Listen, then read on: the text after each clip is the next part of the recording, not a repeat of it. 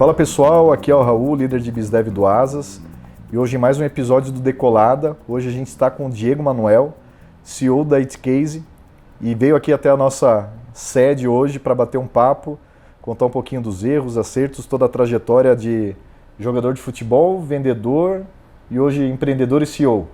Isso aí. Então, Diego, obrigado. E, cara, antes de tudo, por favor, se apresenta para o pessoal, conta um pouquinho de ti, da tua jornada, de onde veio, onde está hoje, para a gente conhecer. Show de bola. Raul, cara, um prazer estar aqui com vocês, prazer fazer parte desse projeto, poder contar um pouco mais da minha história. Confesso que estou muito empolgado, né, para esse bate-papo e também muito surpreso. Me apresentou toda a estrutura do Asas aí, cara, é algo que a gente só vê pelo Instagram e tudo mais, não imagina o que tem por trás de todo o resto, né, cara, mas muito bacana mesmo. E, bom, Diego Manuel, como o Raul apresentou, hoje proprietário e CEO da Itcase, mais de 40 lojas no Brasil e continuamos crescendo. Casado com a Fernanda, filho da Dona Dete, irmão do Luan e da Luana. Estou aqui para contar um pouquinho mais da minha história aí e quem sabe inspirar outras pessoas a empreender também e chegar no sucesso e ter sua independência financeira também, né, cara? Legal.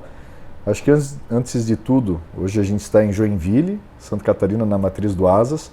Tu é daqui mesmo? Nascido e criado daqui? Nascido e criado em Joinville. Nasci na zona sul de Joinville, né, no Itinga.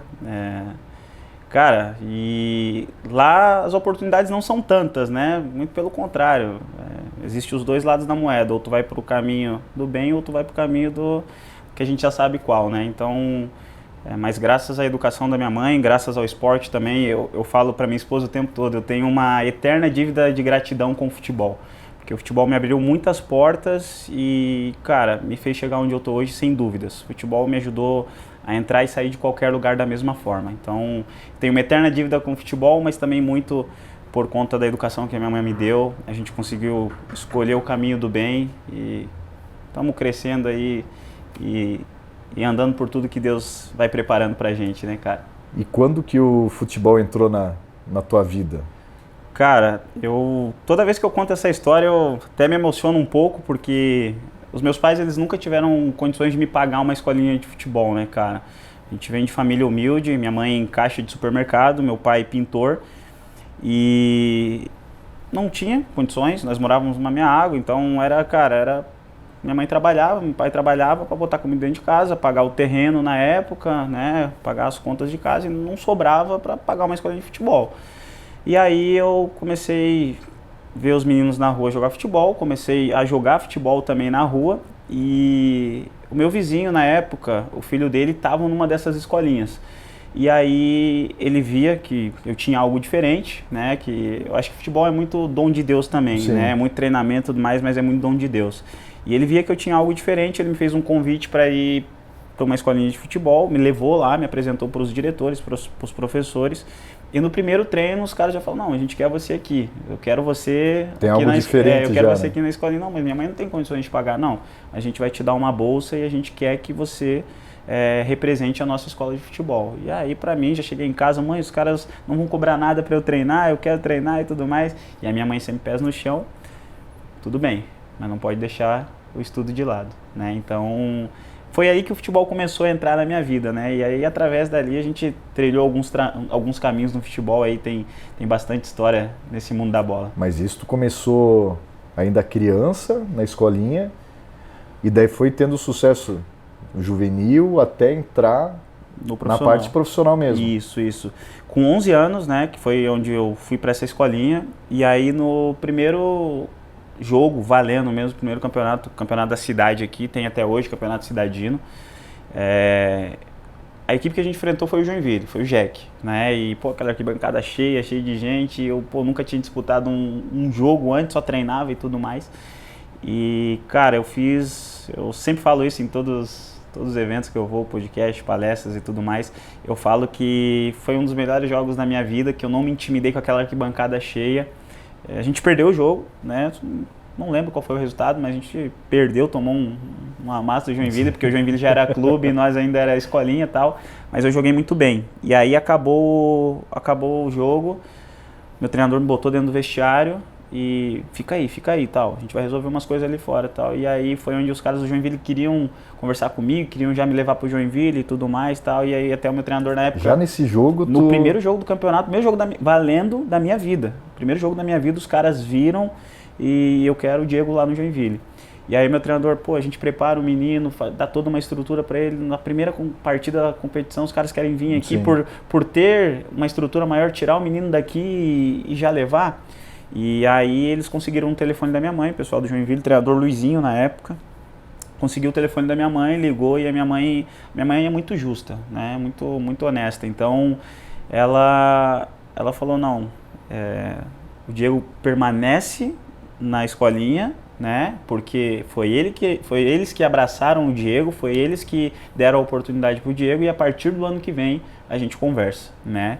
E foi assim que aconteceu. Eu permaneci na escolinha o restante do ano, né? Acho que mais uns 6 ou 8 meses, mais ou menos. E aí no ano seguinte eles voltaram a nos procurar, e aí sim, como um acordo com a escolinha que eu jogava também, eles não iriam me prender, até porque para minha carreira, por mais que fosse um menino ainda, uma criança, para minha carreira profissional seria algo de extrema importância estar num clube de tanta relevância como é o Joinville, né? E aí a gente entrou num consenso ali e, cara, eu permaneci no Joinville por 8 anos. E aí passei por toda a trajetória. Mas tu foi pro Joinville com quantos anos tu saiu Com 12 anos. Ah, com 12 anos porque já. eu tava com 11, né? E com 12 eu fui pro Joinville. E aí vivemos todos os processos do Joinville ali, os momentos bons, os momentos ruins, os momentos de glória do Joinville também.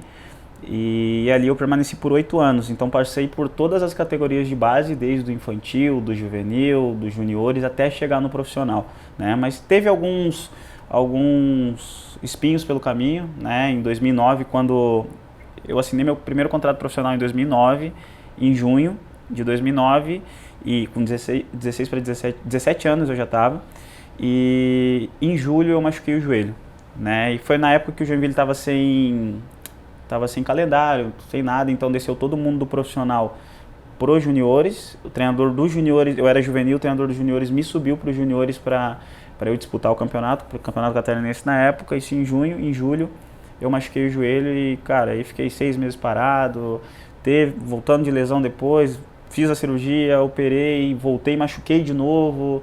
E aí depois teve um longo processo aí, mas fiquei por 8 anos no Joinville. Só para resumir um pouco a história, né? Que a história é longa, mas fiquei por todo esse período aí.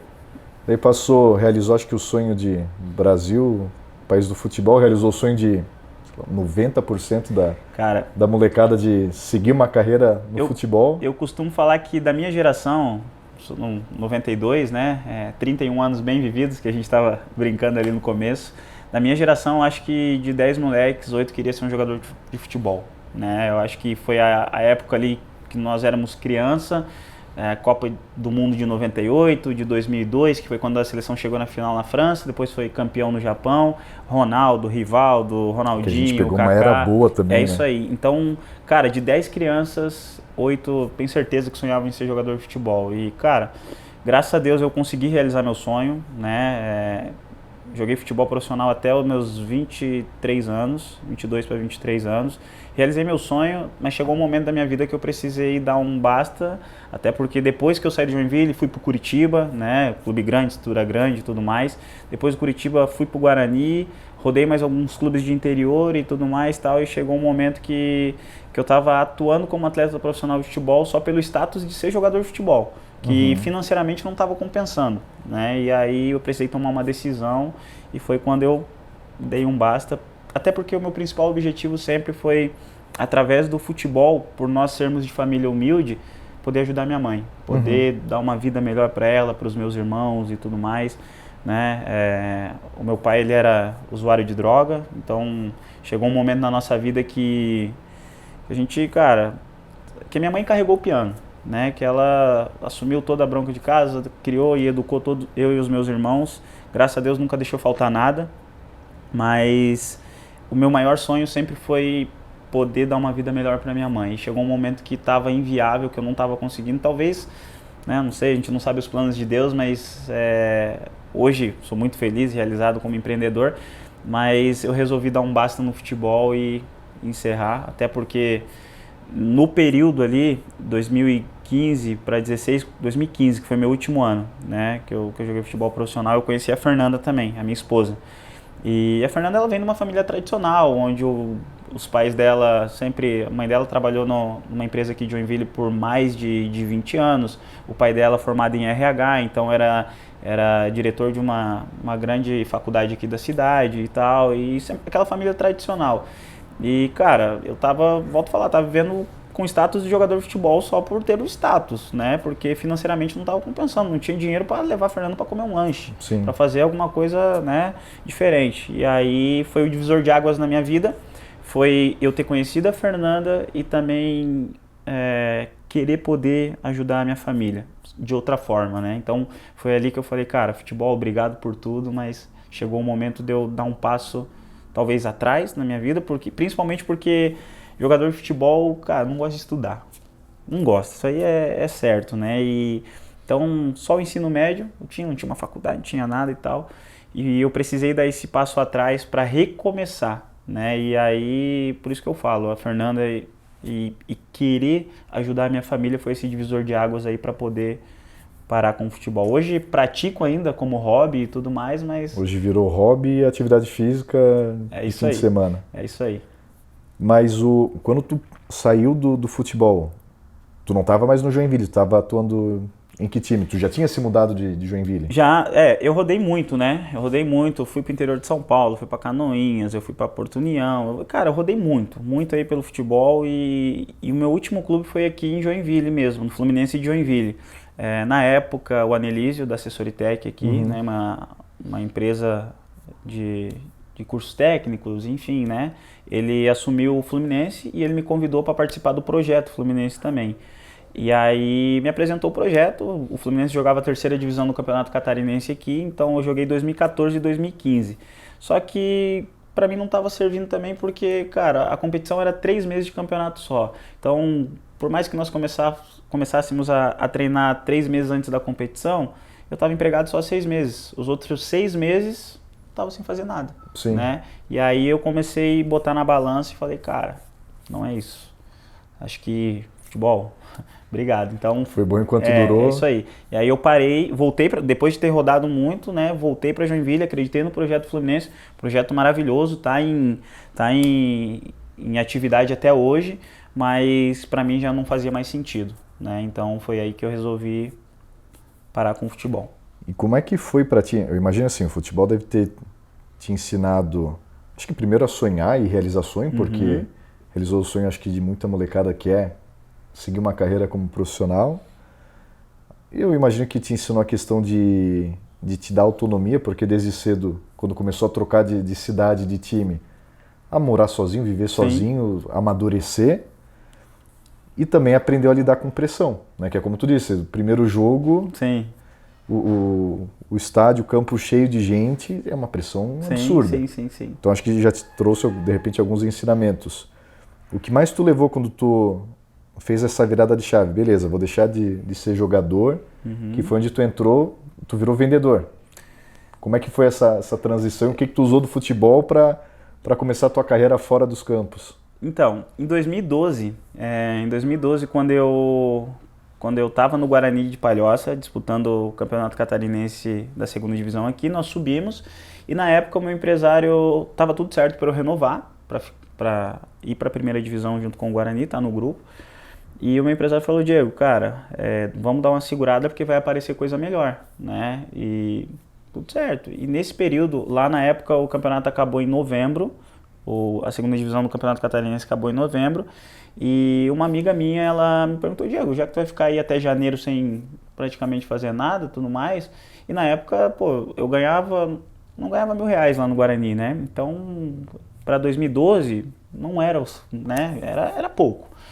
E aí ela falou, já que tu vai ficar sem fazer nada, cara, o pessoal da Calvin Klein, inclusive aqui no Shopping Garden, tem um amigo meu, eles estão precisando de um vendedor lá, o que tu acha? Tal? Tu é um menino bom, tu é um menino que se comunica muito bem e tal, de repente faz sentido. Eu falei, cara, eu vou ficar lá até daqui a pouco, porque como é shopping, então a gente trabalhava só 6 horas por dia, eu poderia treinar e me preparar no restante do meu dia, né? E aí faz sentido. E ali foi o meu primeiro contato com venda. E eu me apaixonei. Me apaixonei porque eu usei muito do meu relacionamento de futebol para dentro das vendas, né? Que, pô, é saber conversar, é saber entender, é saber ler um cliente e tudo mais, porque no futebol tu lida com todo tipo de gente. Quando tu viaja para uma cidade que tu não conhece, fica num alojamento e conhece baiano, tu conhece o gaúcho, tu conhece o paulista, o carioca. Então, tudo isso eu trouxe para dentro, eu filtrei, trouxe para dentro e comecei a aplicar dentro das vendas. E, cara, eu tava tendo um resultado absurdo na Calvin Klein. E aí, só que daí chegou o momento de, falei, cara, ainda não é isso que eu quero. Legal trabalhar com vendas, mas vou voltar pro futebol. E quando eu parei em 2015, a minha primeira opção foi vendas. Mas daí, sabe tu tá desesperado, precisa de qualquer coisa? E aí um amigo meu trabalhava numa empresa de confecção, me levou pra lá, cara, com todo respeito, é uma profissão digna e tudo mais, mas, cara, é difícil. Ficar cortando tecido e tal, loucura. Ah, tu foi na produção? Fui pra produção. E, cara, eu falei, cara, não é isso que eu quero pra minha vida, cara, que isso? Não, pô, eu sou um cara comunicativo, né? Eu sou um cara que tem muita comunicação, hiperativo demais, tal, gosto de estar fazendo, lidando com pessoas, brincando e tudo mais. E lá tu era um robô. Eu falei, cara, não é isso. E aí eu tive um amigo meu que estava abrindo uma empresa, né, de acessórios para celular, inclusive, e ele tinha morado um tempo lá em casa. O Rodrigo, ele morou um tempo lá conosco, na casa da minha mãe, e depois ele seguiu o caminho dele e tal. E aí ele estava abrindo essa empresa com o dono mesmo, ele era um gerente, assim, não tinha o nome dele, mas ele era um gerente. E aí eu pedi esse favor para ele, cara, me emprega, velho, me emprega aí, me dá uma oportunidade e tal. E aí ele, não, pô, vamos ver e tal, e depois, não, vou te dar a oportunidade. E ali foi onde tudo começou a acontecer, porque daí passou uns 45 dias mais ou menos, ele brigou com o dono da empresa, o dono da empresa desligou ele e simplesmente falou assim, Diego, agora é contigo, tu é o gerente da loja. Me assustei, me pegou de surpresa, né? Eu falei, cara, fica tranquilo, não sei como, mas vai dar certo. E aí foi ali que eu comecei a correr atrás, a empresa começou a crescer também no Domingos, e aí depois tivemos a oportunidade de, por algumas situações de... não era o principal negócio do Domingos, o Domingos tinha uma construtora, né? Então ali era a renda extra dele, só que daqui a pouco ele começou a misturar, pegar o dinheiro da loja, botar na construção e aí automaticamente começou a faltar na loja. E aí ele não tinha noção do quanto ele tinha botado no bolso, o quanto deu de despesa no mês, não tinha essa noção. E a Fernanda, a minha esposa, ela trabalhava numa multinacional aqui da cidade, né? E aí ela tinha sido desligada, ela já estava cursando administração de empresas e negócios, e eu perguntei pro Domingos na época, Domingos, posso trazer a Fernanda para te ajudar a administrar isso aqui, para tu entender o quanto tá botando no bolso, quanto não tá e tal. E aí ele falou, pode, e a gente contratou a Fernanda, eu contratei a Fernanda na época, né? Eu era o gerente, então eu contratei a Fernanda e nada mudou. Continuamos dando resultado e tudo mais, e o meu salário continuava atrasando, né? Até por eu ser braço direito dele, às vezes eu tinha um relacionamento mais estreito, então, não, paga todo mundo, depois tu me paga, tá tudo certo e tal. Só que mesmo assim, atrasando, ou picado, enfim. E aí a Fernanda me chamou e falou, Diego, os números são esses. Tá tendo isso aqui de despesa, tá tendo isso aqui de faturamento, se nós cruzar receita versus despesas, a loja tá entregando. Contabilmente dá dinheiro isso daqui. E aí eu... Cara, por que eu vou ficar correndo pro cara se daqui a pouco eu já estava fazendo o negócio acontecer, eu já estava com todos os contatos de fornecedores, eu já estava com tudo, por que eu não vou abrir a minha? E aí eu tinha atendido uma cliente lá de Porto União, nessa loja que eu trabalhava, e ela se apaixonou pelo atendimento, ela falou, nossa, o atendimento de vocês é muito diferente, lá na nossa cidade não tem isso e tal, por que vocês não pegam uma loja de vocês e vão pra lá? E eu quietinho, não falei nada, deixei isso na minha cabeça, né? E aí, quando apareceu a oportunidade, eu falei pra Fernanda, vamos abrir pra União da Vitória, vamos lá pra Porto União, e aí a gente pesquisou, nós estávamos no primeiro ano do nosso namoro, né? E a gente pesquisou, Porto União, daqui em Porto União dava praticamente 5 horas, né? Mais de 300 km. E aí ela falou, pô, Diego, é tão longe, né? Tal, vou dar uma pesquisada em outras cidades. E aí ela achou Mafra, que é Planalto Norte de Santa Catarina aqui. É mais próximo, cento e poucos km, 120, 1h30, 1h40 mais ou menos. E aí eu falei, então tá, vamos dar uma olhada, vamos dar uma analisada em Mafra, vamos lá ver essa cidade. E a história é muito engraçada, cara. A história lá em Mafra é muito engraçada porque dia 7 de setembro, feriado nacional, né, independência, e no dia 8 de setembro eu peguei folga para ir até Mafra para visitar a cidade. E aí foi eu, a Fernanda e o meu sogro. Saímos aqui de Joinville cedo, saímos umas 7h30 da manhã, chegamos lá por volta das 9, só que a hora que a gente chegou, cara, tudo fechado. Tudo fechado. Eu, cara, que loucura é essa? Essa cidade ninguém trabalha não? Será que... Nem tinha pandemia na época, nem nada, mas será que é home office? Nem ouvi, nunca tinha ouvido falar essa palavra, mas tudo fechado, tudo fechado. E aí a gente chegou no centro, o centro todo fechado, vazio. Eu falei, cara, que isso, cara? Não é possível. E aí tinha uma tiazinha com um sorvete lá aberto, aqueles sorvetes italianos, então ela tem uma portinha lá. E eu cheguei nela, a Marli, inclusive uma parceiraça nossa até hoje lá. E aí eu perguntei pra ela, a cidade tá fechada, o que aconteceu? Daí ela me falou, meu filho, hoje é aniversário da cidade e ela tá fechada. Pô, primeiro desafio, bater com a porta no muro, né, cara? Então, tinha tudo pra desistir. Eu falei, quer saber? Né? Não vou com isso, mas eu falei, não, eu tô decidido, quero fazer o negócio acontecer, foi isso que eu escolhi pra mim, vamos embora. Voltamos pra Joinville, meio frustrado, obviamente, porque, chegamos lá, demos com a cara no muro, e aí, numa segunda oportunidade, voltei com o meu sogro, só eu e o meu sogro lá, e aí sim, a cidade aberta, vi um baita potencial na cidade, falei, cara, é aqui mesmo que a gente vai abrir a primeira unidade. E, cara, em setembro a gente tinha ido, em novembro nós inauguramos a primeira unidade da época da Centercell. E, cara, assim, foi um sucesso, principalmente pelo modelo de negócio que nós temos, pelo cuidado no atendimento com o nosso cliente. Eu sou um cara que, como eu te falei, eu sou um cara simples, né? Até por conta da educação da minha mãe, por ter vindo de baixo, cara, eu sou um cara que sou conectado com pessoas, gosto de pessoas, gosto de me conectar com pessoas e procuro entregar o meu melhor todos os dias para as pessoas, né? Seja para o meu cliente, seja para minha mãe, para minha esposa, para os meus sócios, eu procuro me entregar todos os dias. Sim. E foi isso que eu fiz, eu me entreguei por inteiro no meu primeiro negócio e foi o que me fez colher os resultados aí. E isso tu tinha quantos anos já? 2016, 23 anos, 22 para 23 anos. E tu acha que o fato que nem a gente tinha falado antes, do futebol, dessas vivências que tu teve em outras cidades, de sair de Joinville, te ajudou? Com certeza. Até porque eu larguei tudo.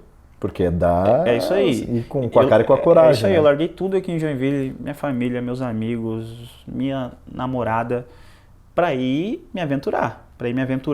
Né? E buscar o meu lugar ao sol, como diria o outro.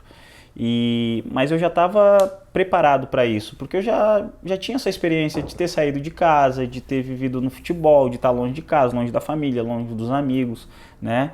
Então, não foi nada novo para mim, foi algo que eu já tinha vivido lá atrás, mas com processos diferentes a partir de agora, né? Que dependia de mim, assim como o futebol também, mas dependia de mim fazer o negócio acontecer e levar o pão para dentro de casa também, né? Então foi mais tranquilo por conta do futebol, por já ter vivido essa experiência outras vezes, por já ter saído de casa outras vezes, né? Então confesso que me adaptei foi mais fácil, foi uma adaptação mais tranquila, né? De ter. E beleza, montou a primeira loja.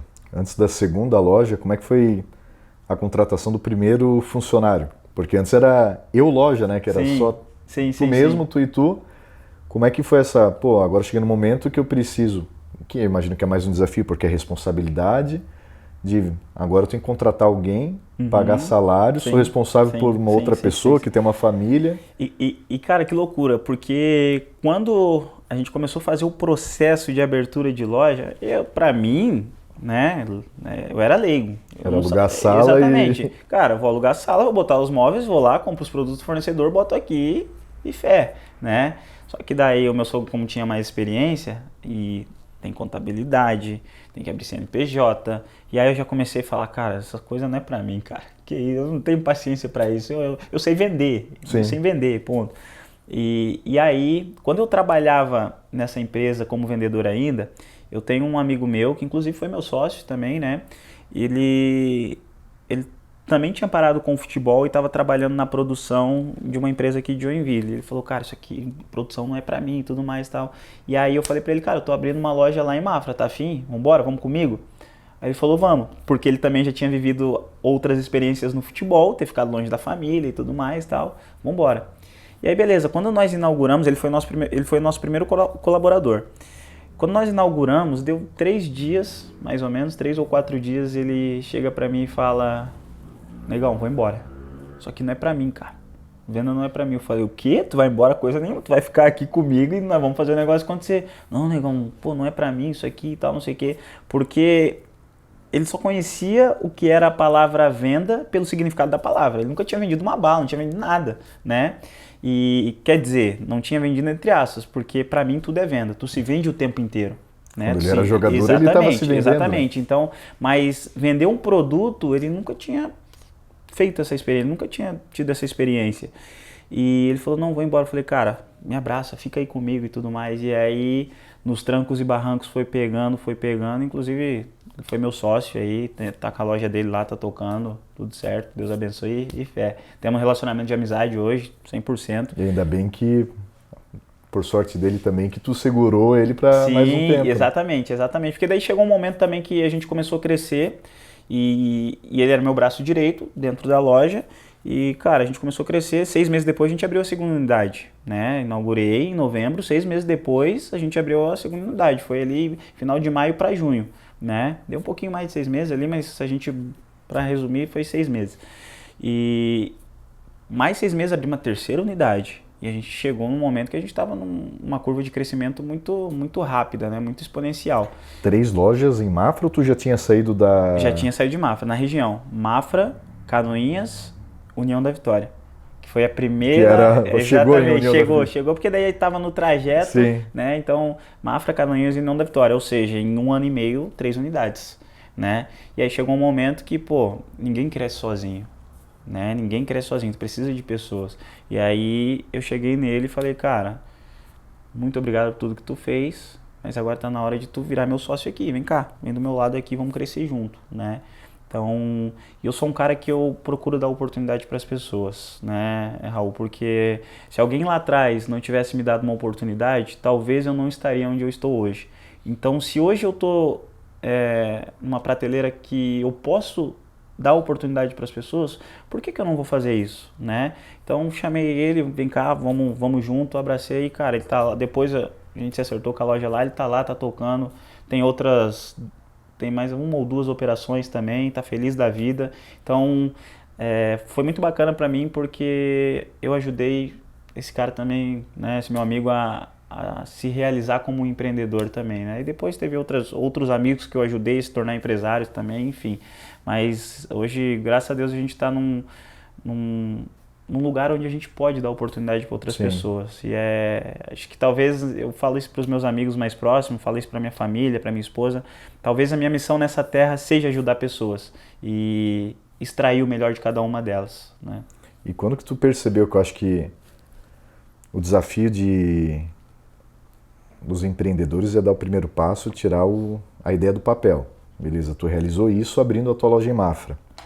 Só que tu ficou muito tempo, provavelmente, na operação. Sim. Tô vendendo, tô cuidando do estoque, tô fazendo financeiro, tô limpando a loja, abrindo e fechando.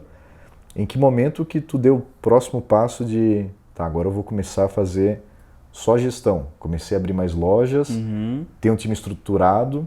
Quando que foi esse próximo passo para ti, assim, de identificar, putz, agora eu tenho que mudar? Eu sou o cara que eu não nasci para estar dentro de um escritório, não nasci para estar dentro... Claro, eu como CEO hoje, eu preciso estar pensando muito na estratégia do negócio num todo, né? Trazer algo novo, algo disruptivo, algo que eu vá sair na frente, a gente estava conversando ali um pouco antes de começar, algo que eu vá sair na frente e vá nadar num oceano de braçada aí sem ter ninguém na minha frente, né? Então, eu busco isso o tempo todo, mas eu sou o cara da operação também. Sou o cara que veste a camisa, que gosta de estar na linha de frente, que gosta de estar junto com os nossos colaboradores, porque isso é meu, cara. Isso é meu, o Diego é esse cara. O Diego é o cara que tá aqui com o colaborador, cara, vamos junto. Tô contigo, vambora, vai bater essa meta aí. Por mais que hoje eu tenha os meus líderes, tenha os meus supervisores, se eu não ir pra lá, eu fico maluco. Se eu não der uma passada na loja, eu fico maluco, porque eu gosto de estar na linha de frente, né? E talvez esse seja um diferencial da operação ser tão saudável, né? E eu ter tanto sucesso. E só que a gente tinha já a Fernanda, né, na parte financeira, tinha o meu sogro na parte de RH e tudo mais. E como eu citei anteriormente, eu acho que eu sou um cara que acredito muito em pessoas e confio muito em pessoas. E eu comecei a preparar um time. Para que esse time pudesse gerenciar as minhas lojas, né? E hoje, em cada loja que a gente tem um líder. Acima desse líder tem o nosso supervisor, até mandar um abraço para todos eles, desde o Gabi, Carol, Gui, enfim, Luana, todo o nosso time aí. Hoje a gente tem a rapaziada que faz o negócio acontecer lá na linha de frente também. Mas foi muito isso, acreditando em pessoas. E que essas pessoas tivessem alinhadas com a cultura da empresa, porque não adianta eu dar me fugiu a palavra, não adianta eu dar essa responsabilidade para eles se eles não estiverem alinhados com o que eu penso, com o meu modelo de gestão, né? Com os meus valores, né? Tendo empatia com o teu colaborador. Eu sempre falo, cara, cobra a pessoa da maneira que você gostaria de ser cobrado, né? Eu acho que tem que ter esse puxão de orelha de vez em quando, mas com responsabilidade, trazendo o cara para cima do que dando porrada e deixando o cara lá embaixo, né? Então, esse modelo de gestão fez com que todos os nossos colaboradores, cara, eles tivessem um carinho, uma admiração, um respeito com a empresa, que eles se entregassem todos os dias pela empresa, né? Não é pelo Diego, é pela empresa, porque a empresa tem uma cultura muito bem alinhada, né? Então, até por isso que o nosso turnover é muito baixo mesmo, né? Eu acho que essa geração de agora, a geração TikTok que eu falo, né? Onde a grama do vizinho sempre é mais verde, mas a gente consegue ter os nossos colaboradores perto da gente, né? A cultura da nossa empresa sempre foi essa. Não vou te dizer que não teve desligamento, que não teve... Tem, isso é comum em toda a empresa, mas a nossa taxa de desligamento é muito baixa. Durante toda a operação, né? São dois desafios, né? Tu desenvolver o profissional e reter ele. Sim. Porque senão tu gera ótimos profissionais e o mercado está ali tentando puxar todo mundo. Mas eu falo isso para os meus colaboradores. Eu acho que o colaborador bom ele tem que receber no mínimo 2 propostas por ano. Né? Eu falo isso para os meus colaboradores e meus colaboradores, cara, recebem proposta o tempo todo. Inclusive lojas grandes fazem propostas para eles. Magazine Luiza, Schuma, Colombo, o tempo todo. Não, vem trabalhar aqui e tal. E eu falo para eles, cara, tu tá à vontade para ir. Né? Eu não vou te segurar aqui, não vou te prender aqui. E muitos deles optam por permanecer, né? Porque a cultura é diferente, os valores são diferentes, o cuidado é diferente com o colaborador. E aí faz eles ter carinho, ter apreço, ter respeito, ter dedicação com a empresa, né? Para mim, colaborador bom é colaborador motivado. A partir do momento que ele sai de casa motivado para trabalhar, sai de casa pronto para dar o melhor dele, cara, as coisas acontecem. E é isso que a gente procura fazer, a gente procura fazer com que cada um deles se sintam confortáveis a ponto de, cara, eu amo estar aqui, eu amo o que eu faço, né? E é isso que faz obter os resultados que a gente espera aí. Na época, ainda era a marca... Centercell. Centercell. Tu chegou a quantas lojas tuas ali, nesse período? Nós chegamos, cara, deixa eu contar aqui agora, vamos lá. Se precisar de mais dedos de outras mãos, tu me avisa. Em Mafra nós tivemos 4 em Mafra, nós tivemos 4 operações em Mafra, nós tínhamos Canoinhas, União da Vitória, Londrina e Curitiba, 8 lojas próprias. Nós tivemos 8 lojas próprias. Hoje nós temos 6, né? Hoje nós temos 6 lojas próprias e durante o caminho houve seus percursos aí que me desafiaram, né? Me desafiaram bastante. Por exemplo, a gente abriu em Curitiba. Pra mim, cara, quando eu abri em Curitiba, eu comprei o ponto da Subway. A Subway, esse ponto ele ficava na esquina das Marechal Floriano com a Marechal Deodoro. São as 2 principais avenidas de Curitiba. Deve passar por lá 30 mil pessoas, mais ou menos, por dia, né? É um fluxo absurdo. E na minha cabeça eu falei, cara, eu vou estourar. Eu vou ganhar muito dinheiro aqui nessa cidade, nesse lugar, porque não tem como o modelo não funcionar aqui. Só que aí houve um erro, porque eu conhecia do meu negócio, mas eu não conhecia do meu público de Curitiba. Né? Então a importância de quando tu vai abrir um negócio é tu conhecer sobre o teu negócio, mas tu conhecer o teu público também. Tu fazer um estudo para tu conhecer o teu público. E cara, a nossa despesa fixa lá era muito alta, né? Era muito alta e cruzando com a receita que a gente tinha, a conta não fechava. E mesmo assim eu insistindo, cara, não, vai dar certo, vai dar certo. Curitiba é uma meganópole, né? Então daqui a pouco a galera conhece a loja, o negócio vai acontecer daqui a pouco e tal. Cai no gosto do isso pessoal, aí, né? e tal, e vai acontecer, até porque o nosso modelo de negócio é um modelo de negócio diferente, né? É um modelo de negócio muito voltado à experiência do cliente, ao valor agregado do produto. E Curitiba, cara, o pessoal tá sempre com pressa. Passando ali tá sempre com pressa e tudo mais e tal. E não tá disposto ao valor. Eles querem preço. É uma população que quer preço. Porque, cara, passa muita gente por ali. Eu quero trocar de película, eu quero mais baratinho. Depois quebrou, eu quero troco de novo. Existe sim o público potencial, mas não para aquele ponto, né? E aí foi o meu erro. Não estudar o público daquela região. Porque se eu tivesse estudado o público daquela região, eu tinha mudado o modelo de negócio para aquela loja, para aquela cidade. E aí depois eu entendi isso, né? E com certeza seria um baita resultado que nós teríamos. E aí veio o principal baque, cara, porque foi investido muito na loja, papo de R$400 mil naquela loja, comprando ponto, investindo em produto. A gente fez uma loja linda, uma loja voltada totalmente para a experiência do cliente. E um ano depois eu ter que fechar essa loja, imagina, prejuízo, cara, gigante. Só que chegou um momento que eu estava insistindo, não vai acontecer. E chegou um momento que, tava tirando 10, 15 de outros lugares, de outras lojas para cobrir a loja de Curitiba. Tu tava fazendo o que no começo tava tua primeira experiência nesse mundo de loja de acessórios. É isso aí. E aí, cara, chegou um momento que ficou extremamente inviável a gente manter a operação de Curitiba e morremos com prejuízo aí, com uma paulada de mais de R$400 mil, né? Porque nosso aluguel era para 5 anos, eu saí com 1, então tu pensa a multa que eu não tive que pagar, né? Eu tive que pagar a compra do ponto, tive que investir em todo o estrutural da loja, porque a gente derrubou o Subway, né? Derrubou todinho ele, botou no chão, fizemos toda uma estrutura. Então foi o ponto, foi o estrutural, foi o mobiliário, foi produtos, foi rescisão de colaborador e foi multa por sair antes do contrato acabar. Irmão, 400 para cima de prejuízo. Eu nem gosto de fazer essa conta, porque senão eu nem gosto de pensar nisso aí, né, cara? Eu acho que... Mas assim, me serviu de muito aprendizado também.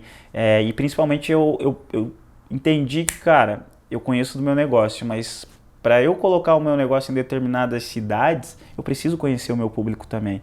E eu falo que a gente sai muito mais forte quando a gente toma uma porrada dessa, e me mudou meu mindset como empreendedor, me fez me reinventar, me fez querer estudar, buscar mais, traçar novos caminhos e novos objetivos, né? E te falar que é fácil tomar uma porrada de 400 mil, não é, nem um pouco, né? Tanto que a gente tá caminhando ainda, tá remando, mas graças a Deus a gente consegue se manter de pé, e eu tenho certeza que, cara, a gente daqui a pouco volta aquilo que eu te falei, que é ser a maior e melhor do Brasil, ponto. E então, mas foi um aprendizado assim único, né? Eu me culpei muito no começo, porque a decisão foi minha de levar a loja para Curitiba, mas serviu de extremo aprendizado. Não me arrependo nem um pouco, porque eu acho que a gente precisa, o empreendedor, ele precisa, nem só de vitórias vive o empreendedor, né? Nem só de vitórias vive. E o empreendedor, ele precisa tomar um tombo para ele entender que, opa, eu não sou o super-herói. Se tu linkar com o início da tua carreira, que era no futebol, nenhum time vence um campeonato ganhando todos os jogos. Com certeza, né? Com certeza. Então, eu entendi que, cara, eu não era um super-herói, que eu não poderia bater em qualquer cidade, em qualquer região, não, que eu tenho que fazer um estudo, que o empreendedorismo, ele exige muito estudo, né, para que tu obtenha o sucesso. E aí eu virei a minha mentalidade e falei, cara, eu preciso estudar. Eu preciso me reinventar, eu preciso, né, adquirir conhecimento para eu desbravar esse oceano aí que tem. Porque Raul, um dos lemas que eu tenho comigo, O meu mercado é um mercado que ele é gigante, né? Eu atendo todo ser humano hoje, eu atendo. Por quê?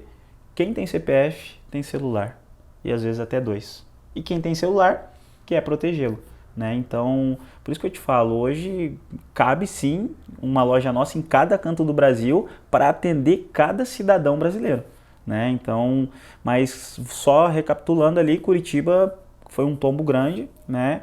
E entre aspas, entre aspas não, financeiramente foi um tombo grande, mas me serviu de muito aprendizado para a continuidade do negócio, né?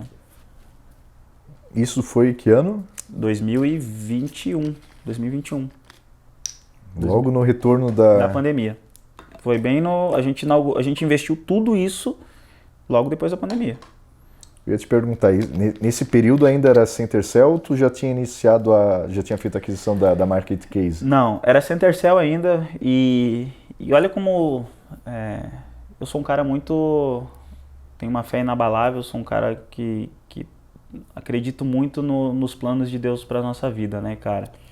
E lá em 2019, se não me falha a memória, 2020, eu peguei um papel e eu entendi que o meu modelo de negócio ele caberia em qualquer lugar do Brasil. Qualquer cidade do Brasil cabia o meu modelo de negócio. Eu peguei um papel e eu rabisquei.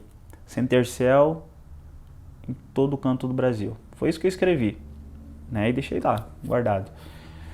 E aí, no final de 2021, eu procurei um amigo meu, o João Castelo, né, o filho do Leonardo Castelo, sobrinho do Leandro Castelo, que hoje é a maior aceleradora do mundo, né.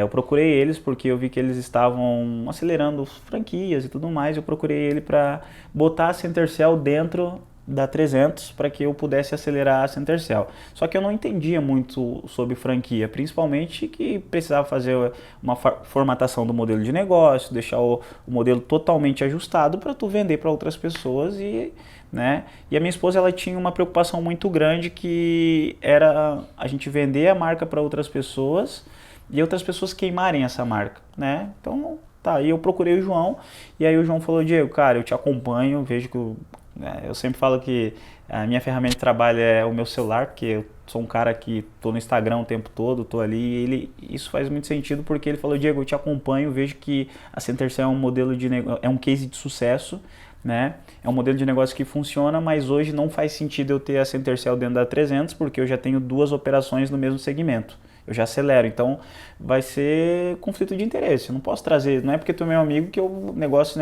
amigos à parte, eu não posso trazer uma terceira operação. Tudo certo, fé, vamos embora.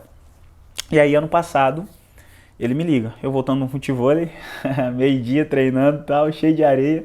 Ele me liga: Diego, tem um tempinho pra mim e tal? Eu falei: João, cara, eu tô voltando no futevôlei e tô cheio de areia, né? Não tem condições de eu ir aí desse jeito, né, cara?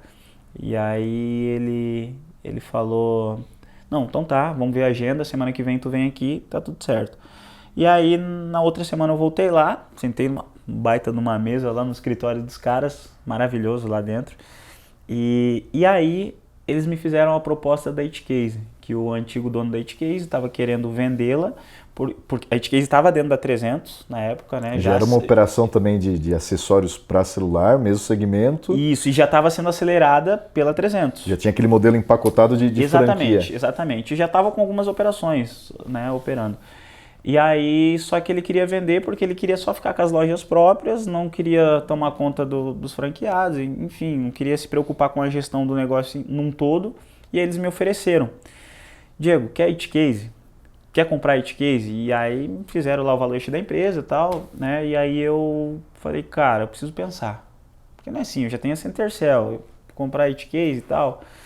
E em 2021, quando eu procurei ele, querendo franquear a Centercell, eu não tinha noção do que era franquia, do que era vender franquia, né? E aí quando ele me ofereceu, eu falei: cara, eu preciso pensar. E aí ele me mandando mensagem, passava 2 dias ele mandava mensagem: e aí, decidiu? Tá afim? A gente precisa saber porque a gente precisa oferecer para outras pessoas e tudo mais.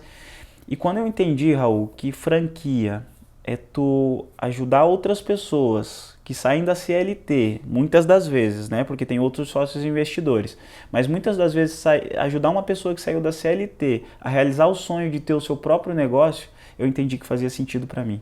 Parece que pulsou no meu coração que, cara, vai que é contigo.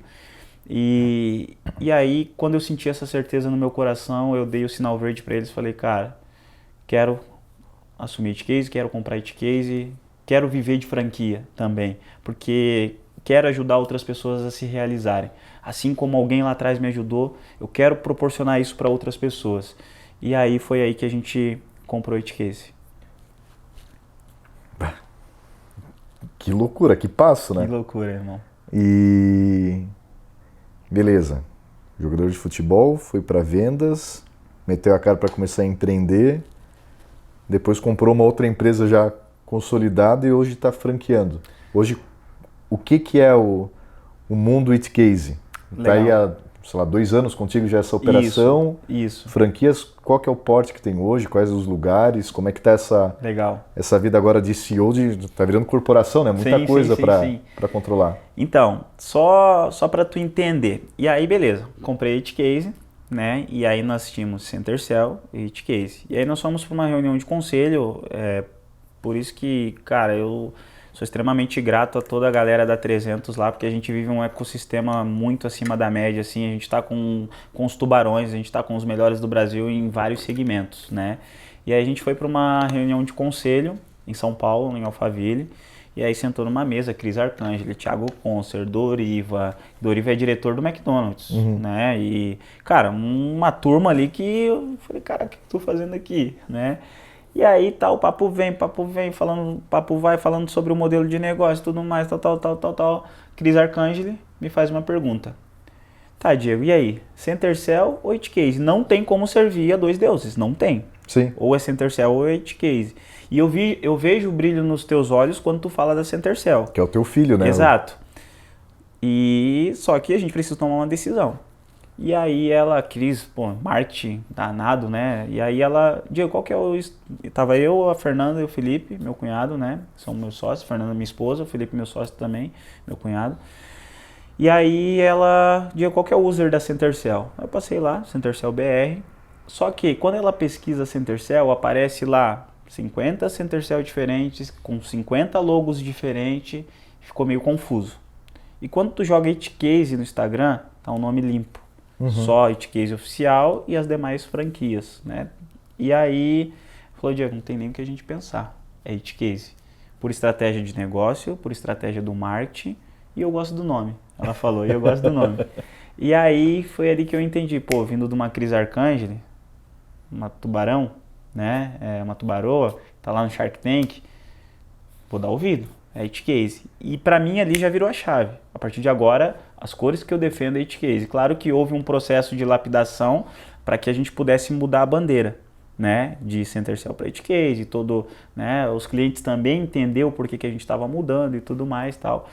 E cara, hoje a Itcase ela está presente em todos os 4 cantos do Brasil. Hoje nós temos loja no Nordeste, no Norte, no Distrito Federal, no Rio Grande do Sul, no Paraná, em Santa Catarina, em São Paulo, no Rio de Janeiro. Cara, a gente está em todos os 4 cantos do Brasil.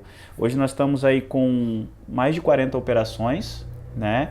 E temos cada dia crescendo mais, cada dia vendendo mais franquia, graças a Deus. Eu falo que a 300F é uma máquina de vender franquia, né? A gente está crescendo de uma forma exponencial.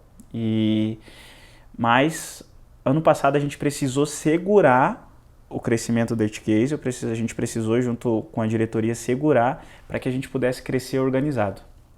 Né? Para que consolidar exatamente. Bem a marca. Porque para os franqueados que já estavam operando, assumir um outro CEO, assumir um outro dono, uma outra cultura, um outro modelo de negócio, houve uma certa resistência no começo. Então eu precisei organizar a casa junto com o meu time, precisei organizar a casa junto com os meus sócios, né? Com os meus líderes, trouxe os meus líderes todos para dentro do negócio também, para dar treinamento, para viajar, enfim, trouxe todos os meus líderes para viver esse ecossistema junto. E aí a gente organizou a casa, trouxemos novos fornecedores, fizemos eles entender que o modelo de negócio é dessa forma e não da forma que eles estavam operando, e aí a gente conseguiu organizar e acelerar novamente. A gente voltou com as vendas agora, fazem acho que 5 meses, e nesses 5 meses a gente já vendeu mais de, deixa eu ver, 5, tá vendendo 4 por mês, mais de 20 franquias. Em 5 meses a gente vendeu mais de 20 franquias aí, estão em processo de implantação ainda, Sim. mas a gente está tendo esse cuidado agora para que a gente consiga crescer organizado. E principalmente, cara, poder dar todo o suporte de gestão para os nossos franqueados, né? Até porque eu costumo falar, eu tô lá todos os dias, pego o meu Instagram, boto a cara, falo da marca, faço isso, faço aquilo, mas se não tiver resultado, de nada vale, né? Então, eu preciso estar junto com o meu franqueado. E eu, cara, sou um cara 100% solícito ao meu franqueado. Hoje a gente tem uma equipe de gestão, quando o franqueado quer falar comigo, eles marcam na agenda, então a gente entra numa call, a gente troca, a gente tira dores, a gente cura dores, na realidade, né? Porque tu pode pegar muita gente que não viveu nesse mundo de ter uma loja especializada em acessórios para celular, é a primeira experiência empreendendo. E tu passou por tudo, tu pegou do zero. Exato. A hoje uma rede de franquias. Exato. Tu conhece os caminhos, exatamente. E eu falo isso para eles, que o meu papel aqui é proporcionar para eles o caminho do sucesso. Não trilhar a minha curva de aprendizado. Claro que eles vão ter isso também, porque é natural e o empreendedor precisa ter essa curva de aprendizado, mas quanto mais nós pudermos simplificar o caminho para os nossos franqueados, maior vai ser o sucesso dele, né? Mais rápido vai ser o sucesso. Para exato, eles, né? Exato. Mais rápido vai ser o caminho do sucesso para eles. Então, e eu costumo dizer para todos os nossos franqueados, né, cara? A gente tá no mesmo barco, a gente tá no mesmo time. É como se nós estivéssemos jogando frescobol. Se a bolinha cair, perdem os dois. Sim. Né?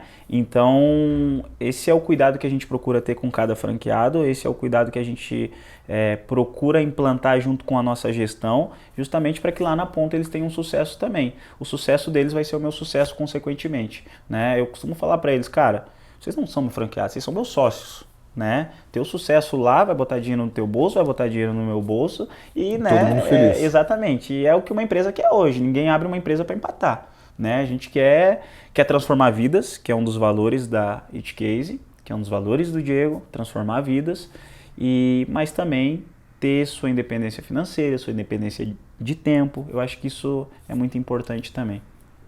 Além da It Case, a gente estava conversando, tu tens outra operação que tu montou. Isso. Conta um pouquinho pra gente. A gente tem a Impact Force, né?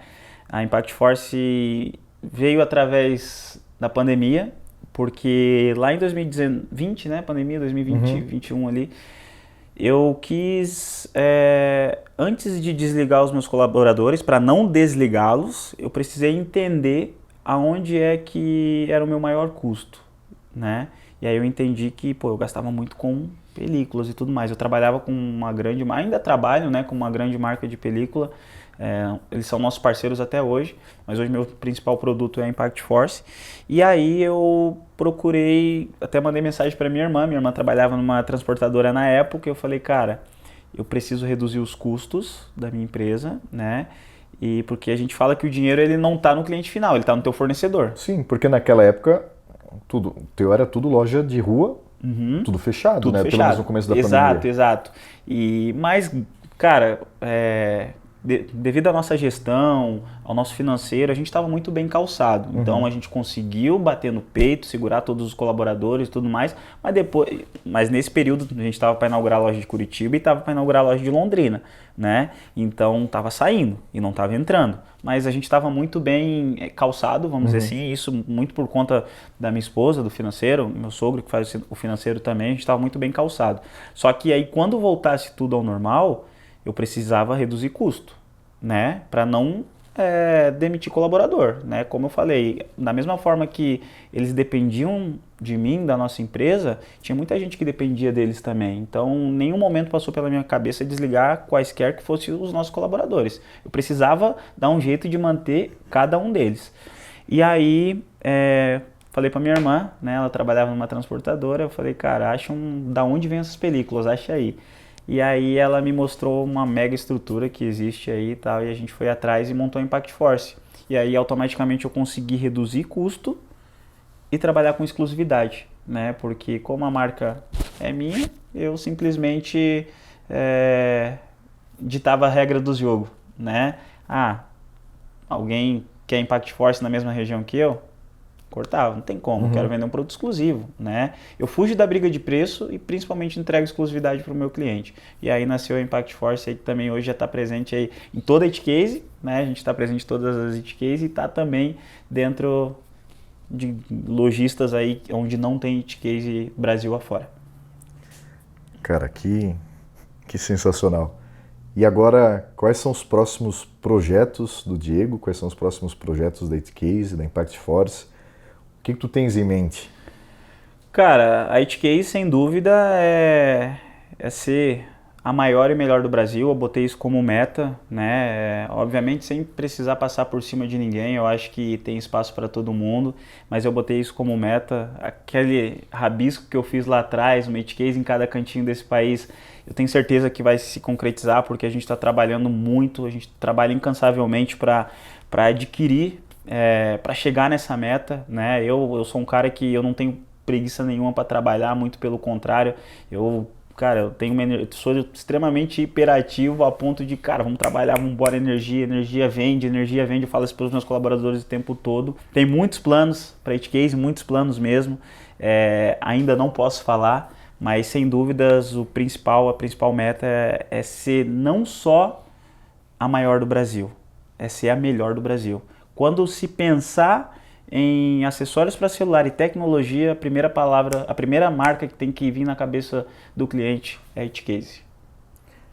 Diego, eu acho, fazendo uma analogia, né, do Itinga, do sul de Joinville, Santa Catarina, hoje em dia tomando conta do Brasil. Muito bacana toda essa tua ascensão, essa história são vários sonhos realizados, né? De várias faixas de brasileiros. O sonho da maioria dos moleques da nossa geração que era ser jogador de futebol. Na minha época, todo mundo me deixava por último para ser escolhido nos jogos.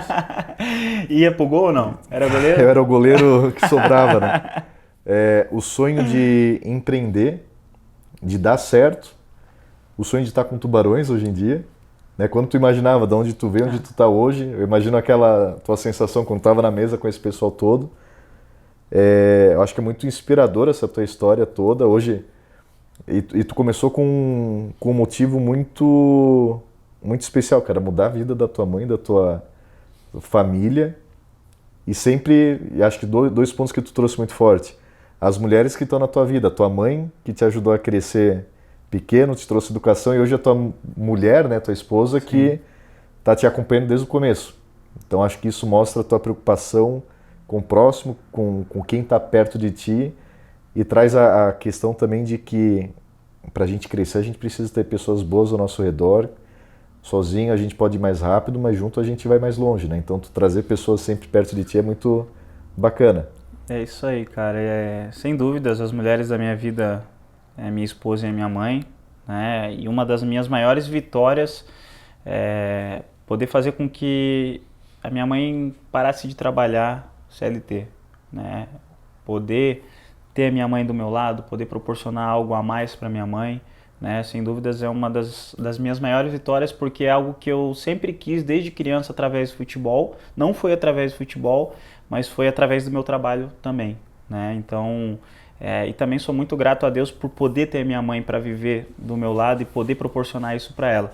Eu falo para ela que eu tô longe ainda de dar a vida, aliás, ainda não dei a vida que ela merece, mas falta menos do que faltava. Sim. Falta menos do que faltava, né? Então, quero sim poder proporcionar cada vez mais coisas para minha mãe, para minha família, para os meus irmãos, para minha irmã, para o meu irmão, e também poder continuar proporcionando junto à minha esposa, à minha família, que hoje a minha família principal é a minha esposa, né? Mas sem esquecer de maneira alguma quem me deu todo o suporte, quem me educou, de onde veio, né? Exatamente. Isso aí eu não posso esquecer jamais, né? Então tudo que eu faço é pelas duas mulheres da minha vida, pela minha esposa, mas também pela minha mãe. Que bacana. E isso que tu falou sobre ter pessoas do teu lado, eu tenho uma frase que eu trago comigo, eu vi uma vez e trago comigo, que é: para quem acha que consegue sozinho, que pode tudo sozinho, que vai crescer sozinho, a maré é alta e o vento é forte. Ou seja, a maré é alta e o vento é forte. Uma hora tu vai precisar de alguém para te ajudar a remar junto contigo, né? Exatamente. Então, é por isso que eu procuro trazer cada vez mais pessoas para perto de mim e poder transformar a vida dessas pessoas também, né? Hoje eu tenho inúmeros colaboradores que entraram dentro da minha empresa sem perspectiva nenhuma de vida. Hoje tem sua casa, tem seu carro, tem seu apartamento, um ajuda a mãe, enfim. Então, esse sem dúvidas é uma das minhas maiores vitórias. Poder proporcionar às pessoas que do meu lado estão uma qualidade de vida melhor. Diego, passa para o pessoal como que te encontram, como conhece mais da Itcase, passa as tuas redes sociais para o pessoal conhecer um pouquinho mais. Legal. Minha rede social hoje é Instagram, que eu mais uso, né? Uma das minhas maiores ferramentas de trabalho. Diego Manuel, sem underline, sem ponto, sem nada. Fui um dos primeiros a ter, eu acho que Instagram e consegui tá 100% lá, Diego Manuel. E se porventura a minha história te inspira a amanhã ou depois ter o sonho, realizar o sonho de ter o próprio negócio, a sua independência, fazendo um pitch aqui rapidinho, né? O seu próprio negócio, a sua independência financeira, a sua independência de tempo. Lá no meu perfil tem o link na bio, seja um franqueado e com certeza você vai me ajudar a realizar o sonho de colocar a Itcase em cada cantinho desse país e que a gente seja os maiores e melhores do Brasil. Valeu? Diego, obrigado. Bom, eu que agradeço, te conhecer, por compartilhar a tua história. E a gente fica até o próximo episódio aqui do Decolada, com mais histórias inspiradoras assim como a do Diego, para conhecer empreendedores, sua jornada, seus desafios. Fique conosco, siga as nossas redes sociais e nos comentários traga sugestões de pessoas que vocês querem conhecer também. Até a próxima!